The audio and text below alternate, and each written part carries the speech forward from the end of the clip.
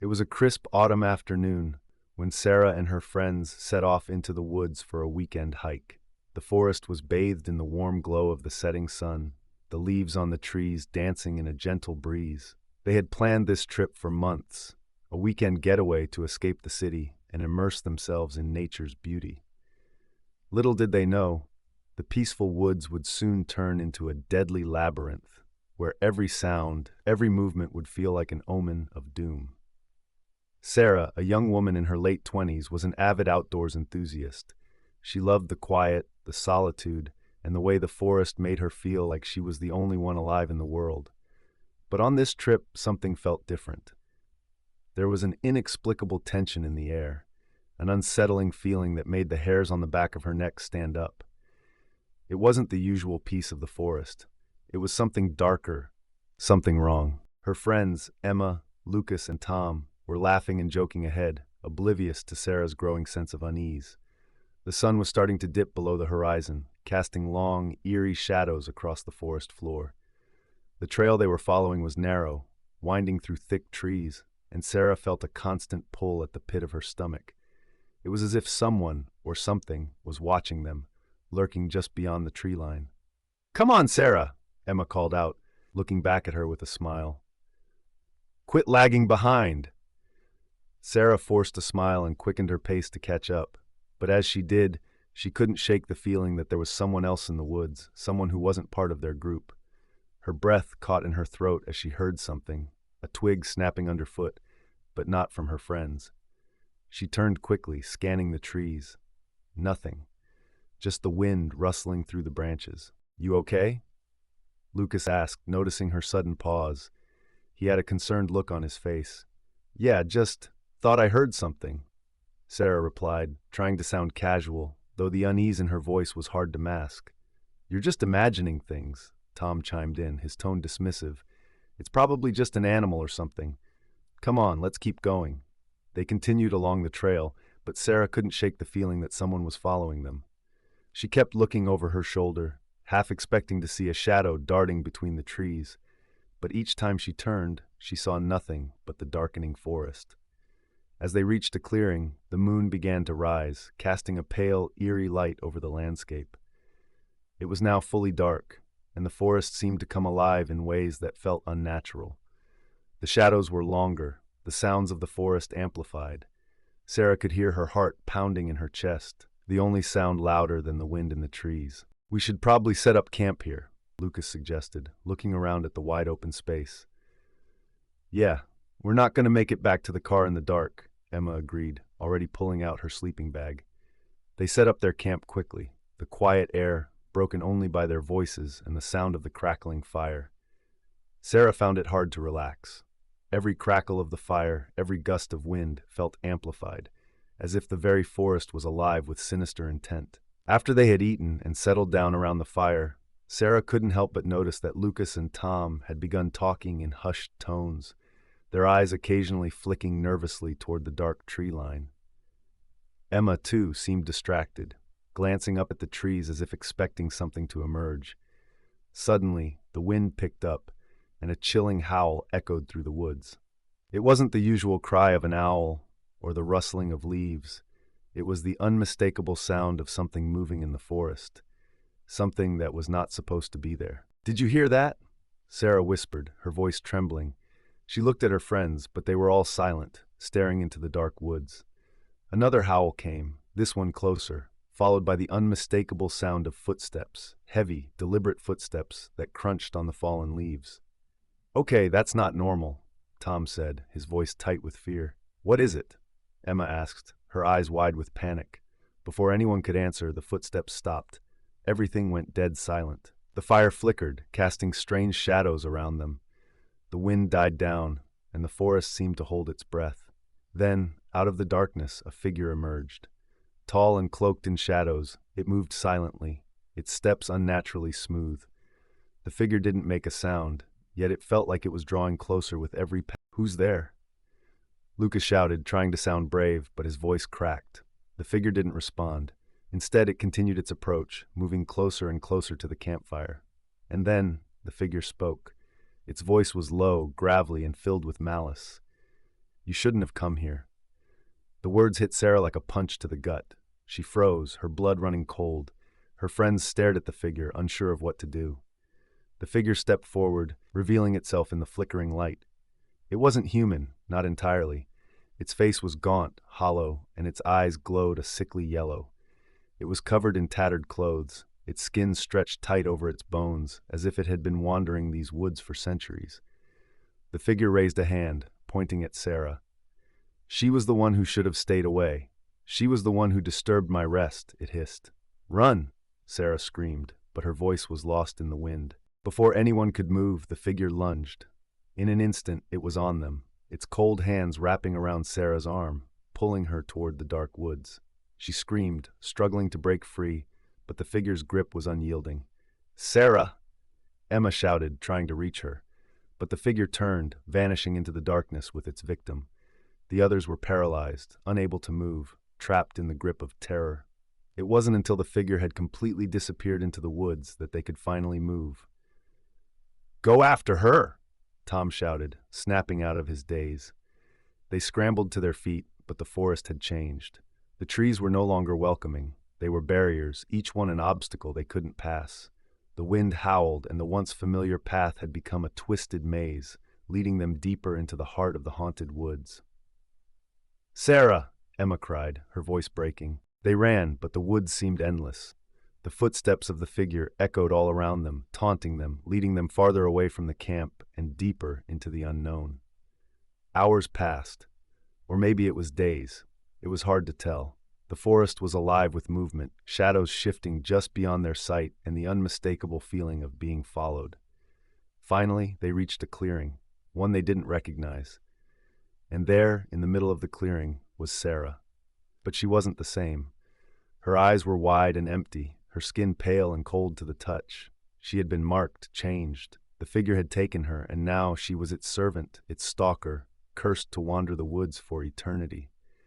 Before they could speak, Sarah turned, her hollow eyes locking onto theirs, and she whispered, "Now you're one of us." The figure, the stalker, had been no ordinary ghost. It was a cursed entity, bound to the woods by the darkness that had twisted the very land.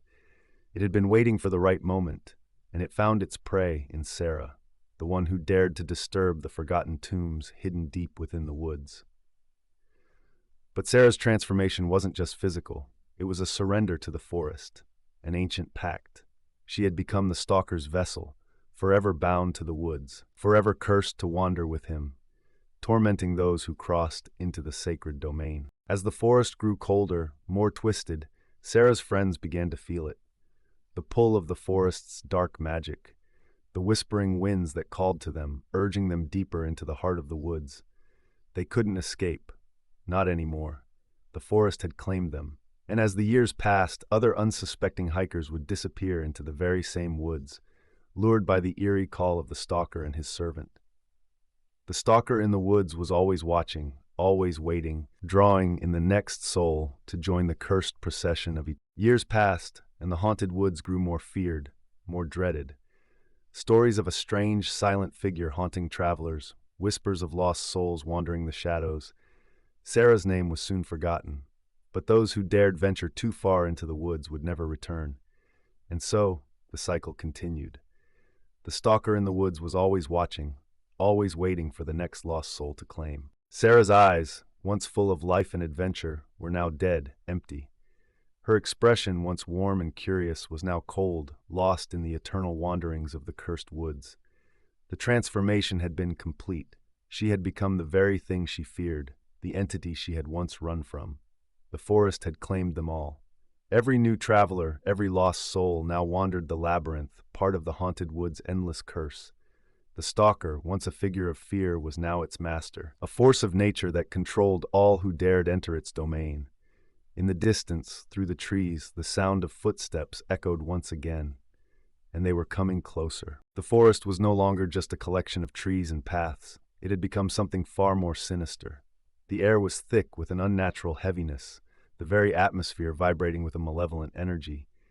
The trees, once mere witnesses to time's passage, now seemed to watch, to move with purpose, guiding or trapping those who dared step inside.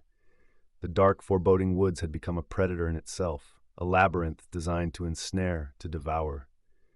Sarah, now an unwilling servant of the forest, had undergone a transformation that went beyond the physical. Her body, once her own, had been claimed by the ancient entity that ruled the woods. Her eyes, now hollow, reflected nothing but emptiness, an abyss where her soul had once resided. Her skin was pale, almost translucent, like a spectral version of herself, her once vibrant energy drained and replaced with an unsettling stillness. The forest was no longer just a collection of trees and paths. It had become something far more sinister. The air was thick with an unnatural heaviness, the very atmosphere vibrating with a malevolent energy. The trees, once mere witnesses to time's passage, now seemed to watch, to move with purpose, guiding or trapping those who dared step inside. The dark, foreboding woods had become a predator in itself, a labyrinth designed to ensnare, to devour. Sarah, now an unwilling servant of the forest, had undergone a transformation that went beyond the physical. Her body, once her own, had been claimed by the ancient entity that ruled the woods. Her eyes, now hollow, reflected nothing but emptiness, an abyss where her soul had once resided. Her skin was pale, almost translucent, like a spectral version of herself, her once vibrant energy drained and replaced with an unsettling stillness. It wasn't just Sarah who had been changed. The forest itself had taken something from her, something deep inside. She had been reborn into the cursed cycle of the woods, an eternal prisoner bound to the trees and the shadows that whispered in the wind. But her story didn't end there. The forest needed more. It was hungry, feeding off the fear of those who stumbled into its depths. It thrived on terror, growing more twisted with every soul it claimed. And Sarah, now the stalker, was its agent, its silent servant, its hunter. As time stretched on, other hikers, campers, and lost souls would unknowingly wander into the forest's grasp. The stories were all the same: a peaceful hike, a quiet escape into nature, and then the slow, creeping realization that they weren't alone. But it was too late. The woods had already begun to claim them. Like Sarah before them, they too would be trapped. One such group, a pair of friends named Ben and Clara, had ventured into the forest in search of a secluded camping spot. They had heard the whispers of the haunted woods, of its legends and dark stories, but they had dismissed it as nothing more than urban myths. There was no real danger, not here in the daylight. But the woods had a way of making fools of those who were unaware. They set up camp by a creek, the sound of rushing water barely breaking the silence. The air was crisp, filled with the earthy scent of pine and moss. But as the sun began to set, a subtle change overtook the forest. The shadows deepened, stretching longer as if reaching out to them, and the temperature dropped sharply, making Clara shiver despite the warmth of. "Ben, are you sure we're in the right spot?" Clara asked, her voice barely above a whisper. "This place feels strange." Ben, setting up a hammock nearby, chuckled. "It's just the woods, Clara. The stories get in your head. Trust me, we're fine." But Clara wasn't convinced. As the fire crackled, she kept glancing over her shoulder, the sense of being watched growing stronger by the minute. Her instincts were telling her to leave, but she tried to ignore it. The night was peaceful, the forest tranquil. Then the howl came. It started as a low, distant growl, like the wind itself had caught something between its teeth. But it wasn't the wind. The howl came again, closer this time, echoing through the trees, and it was unmistakably human. A voice, choked with terror, carried on the wind, a warning. "Ben," Clara said, her voice trembling. "What was that?" Ben froze, the smile fading from his face. He had heard it too. The second howl was louder now, almost deafening, and he could feel the air around them thickening. Something wasn't right. The forest was no longer peaceful. It was alive, and it was watching them. The pursuit begins again. Ben grabbed Clara's arm and tried to pull her toward the path, but as they turned to leave, something stopped them. A figure stood just beyond the edge of the campfire's light. Tall and cloaked, its presence felt like the very air had thickened, its dark silhouette barely visible against the surrounding trees. The figure was still, not moving, just watching them. "Who's there?" Ben shouted, his voice shaky, his confidence fading. The figure didn't answer. Instead, it stepped forward, and with each movement, the ground seemed to groan beneath it. It was as if the woods themselves were bowing to the figure's presence. The air turned frigid, and Clara's breath came out in visible puffs. Clara's heart pounded in her chest as the figure came closer. The firelight flickered, casting monstrous shadows on the trees, and the figure's face became clearer. It was gaunt and twisted, hollowed out like an ancient corpse, with eyes that glowed an unnatural yellow. Its clothes were tattered, hanging off its skeletal frame like a robe of shadows. "We've disturbed its rest," Clara whispered, her voice breaking as the figure approached them. Before Ben could speak, the figure lifted its arm and pointed directly at them. "You shouldn't have come here," it said, its voice low, filled with malice. Clara gasped as the figure took a step forward, its footfall heavy, echoing in the stillness of the night. She grabbed Ben's arm, pulling him toward the path, but the ground seemed to shift beneath their feet, the trees closing in like an insurmountable wall. "Run!" Ben shouted, but it was too late. In a flash, the figure was upon them, grabbing Clara with one cold, bony hand and pulling her away from Ben. She screamed, her nails scratching at the earth, but it was no use. The figure was far too strong. Ben lunged forward, trying to reach her, but the forest itself seemed to fight him back. The trees twisted, their branches reaching out like claws, pulling at him, holding him in place. With a final scream, Clara was dragged into the darkness of the woods, disappearing from Ben's sight. The night swallowed her whole. Ben struggled, tears streaming down his face, as he fought against the force that held him in place. He could hear Clara's cries growing fainter, the figure's laughter echoing from deep within the forest.